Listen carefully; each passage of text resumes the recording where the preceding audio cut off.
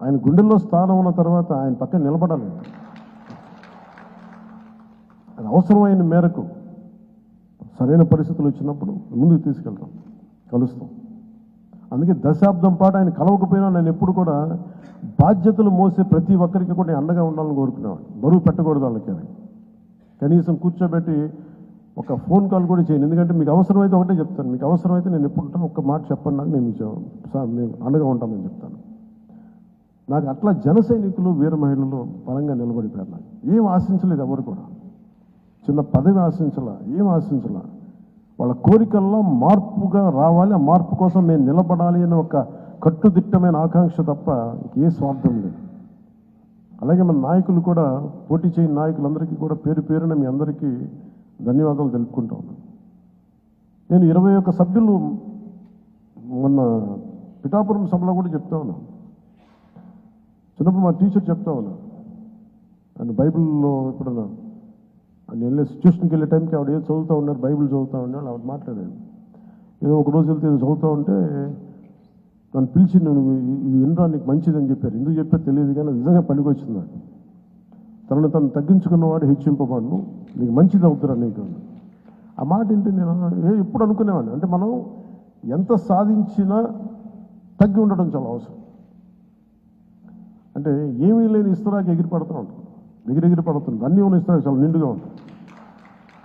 అలాగే ఎన్ని స్థానాలు అనే కంటే కూడా ఎంత బలంగా చేసామనే దాని మీద అందరూ అన్నారు. ఆ రోజున తాడేపల్లిగూడెం సభ మన బొలిశెట్టి గారు రోజు ఉన్నప్పుడు అందరూ కూడా తాడేపల్లిగూడెం సభ చేద్దాం, మనం 24 స్థానాలకి పోటీ చేస్తామని చెప్పిన తర్వాత మొట్టమొదటి సభ కూటమికి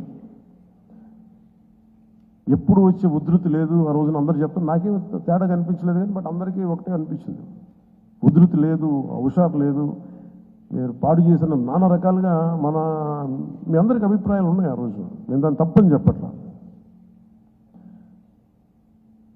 ఆ రోజు మనం ఊహించాము 24 అంటే కూడా 24 మళ్ళీ తగ్గి 21 అయిపోయింది. ఇన్ని తగ్గి కూడా మనం దేనికోసం నిలబడ్డామంటే మనకు బలంగా, నేను చెప్తున్నాను, ఆన్ యావరేజ్ జనసేన ఓటింగ్ బలం లేని చోట అన్ని ఒక యావరేజ్ తీసుకుంటే, సరాసరి తీసుకుంటే 170 నియోజకవర్గాల మీద మనకు ఖచ్చితంగా ఒక 20% ఓటింగ్ పెరిగింది. 7% నుంచి 20% ఓటింగ్ పెరిగింది. కానీ మనం తక్కువ చేయటం వల్ల మనం పదే పదే మన అందరికీ మనం ఎందుకు తక్కువ చేసి ఎందుకు కూటమి రావాలని పదే పదే చెప్పడం వల్ల మీరు సభాపతి కూడా చెప్తా ఉన్నారు, మీరు చూసారు, అయినపాత్రుడు గారు చెప్తా ఉంటే ఎన్టీ రామారావు గారు పార్టీ పెట్టినప్పుడు ఇంత మెజారిటీలు రాలేదు, అప్పుడు కూడా మాకు 3,000 4,000 వచ్చినాయి. కానీ ఈ రోజున చూస్తే ఒక్కొక్కరికి 30,000 40 70 90 అసలు ఊహించని మెజారిటీ. ఒక ఎంపీకి వస్తే ఇలాంటి మెజారిటీ, అలాంటి మెజారిటీలతోటి కొట్టారంటే ఇది జనసేన తాలూకు బలం ఎంత మీకు బలంగా ఓట్ టర్న్ అయిందో మనందరికీ తెలుస్తూ ఉంటుంది. ఇది మనం నిజంగా చాలా ఆనందపడాల్సింది, మనం గర్వించాలి. అట్ ద సేమ్ టైం చాలా బాధ్యతగా కూడా దీన్ని ముందుకు తీసుకెళ్ళాలి. ఇంకా నాకు మన నాయకులందరికీ కూడా నా విన్నపం, ఎవరిని కూడా వైసీపీ నాయకుల్ని కానీ ప్రత్యర్థి పార్టీకి సంబంధించిన ఎవరు కానీ వాళ్ళు మన శత్రువులు కాదు, ఇంక్లూడింగ్ వైసీపీ కూడా మన శత్రువులు కాదు, మన ప్రత్యర్థులే. రాజకీయ పార్టీ వాళ్ళు మన శత్రువులుగా పరిగణించవచ్చేమో నాకు తెలియదు, అలాగే చేశారు వాళ్ళు. కానీ మనం వాళ్ళని శత్రువులుగా పరిగణించట్లేదు. ఈ మెసేజ్ మీరు దయచేసి లోతుగా మీరు అర్థం చేసుకోవాలి. వాళ్ళని పీడించడం కానీ వాళ్ళు చేసిన తప్పులు మనం చేయకూడదు. అలా అని చెప్పి మనం చేతులు కట్టుకుని ఏం లేవు. వాళ్ళు చేసిన తప్పులు ఉంటే చట్టం ప్రకారం మన పివి నరసింహారావు గారు ఉటంకించినట్టుగా మన పిఠాపురం సభలో కూడా చెప్పారు, చట్టం ఏ పనులు చేయాలో ఆ పనులు చేసుకెళ్ళిపోతూ ఉంటాం. కానీ కక్ష సాధింపుగా కూర్చోబెట్టి వాళ్ళని వేధించడం కానీ, సామాజిక మాధ్యమాల్లో నిందించడం కానీ, అలాగే ఎవరిని కూడా వ్యక్తిగత దోషణకి దూరంగా ఉండమని నేను అందరినీ కోరుకుంటా ఉన్నాను. నిజంగా యుద్ధం వస్తే మటుకు, గొడవే వస్తే మటుకు అది వెనకారం, అది మీ అందరికీ తెలుసు. భావంలో ఉన్న తీవ్రత మనకు భాషలో చూపించక్కర్లా.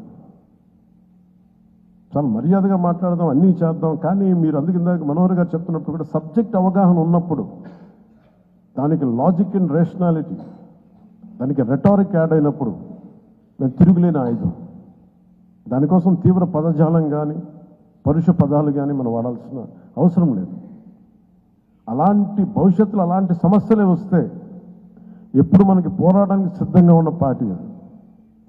పదవులను కూడా పక్కన పెట్టి ముందుకెళ్తాం, అలాంటి బలంగా నిలబడగలం.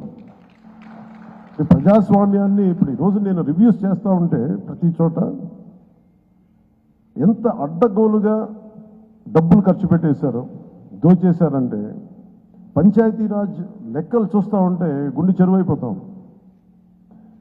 200 కోట్లు కనీసం పే చేయలేని పరిస్థితుల్లో ఒక 40 కోట్లు పే చేస్తే చాలా పెద్ద ప్రాజెక్టులు అయిపోతాయి. ఒకవైపు ఏమో ఋషికొండ లాంటి ప్యాలెస్కి ఏమో 600 కోట్లు ఖర్చు పెడతారు. అది వాళ్ళ కోసం కట్టుకున్నారా గెస్ట్ హౌస్కి, అది వాళ్ళ కథ అది. కానీ ఎప్పుడు ఏది ఖర్చు పెట్టాలి, ఎంత ఖర్చు పెట్టాలి అనే విఘ్నత లేదో వీళ్ళందరికీ అనిపించింది. మన క్యాంప్ ఆఫీస్కి తీసుకెళ్ళి మీరు బడ్జెట్ ఇచ్చి మీరు ఎంతైనా ఖర్చు పెట్టుకోండి, మీ క్యాంప్ ఆఫీస్ రెడీ చేసుకోండి అంటే నేను రూపాయి ఖర్చు పెట్టడం నాకు ఇష్టం లేదు. అదనంగా ప్రభుత్వ ఖజానా, ప్రజల సొమ్ముని మనకి అకారణంగా దాన్ని ఖర్చు పెట్టేయడం కానీ దాన్ని దుర్వినియోగం చేయడం నాకు నచ్చక. అసలు ఏం వద్దు, ఉన్న ఫర్నిచర్ అలాగే ఉంచి ఏం చేయొద్దు. దాన్ని అవసరమైతే నేను చెప్తాను. మోస్ట్ ఆఫ్ ద టైం వీళ్ళు నా ఫర్నిచర్ పట్టుకెళ్ళదు. ఉన్న ఫర్నిచర్ సరిపోతే పర్లేదు. రోడ్ల మీద కూర్చొని వచ్చాం, మనం వీధుల్లో కూర్చొని పోరాటాలు చేసాం. కూర్చొని చిన్నపాటి కుర్చీ ఉంటే చాలు, మళ్ళీ దానికి ఇంత సౌకర్యాలు అవసరం లేదు మాకని చెప్పారు. అలాగే ఇది మనందరం కూడా చాలా బాధ్యతగా తీసుకోవాలి. అలాగే మన ఎమ్మెల్యేలకు కానీ మన పోటీ చేయని నియోజకవర్గాల్లో ఉన్న నాయకులందరికీ కానీ పార్టీని పటిష్టం చేయడానికి మీరందరూ మీ నియోజకవర్గాల్లో అందుబాటులో ఉండండి.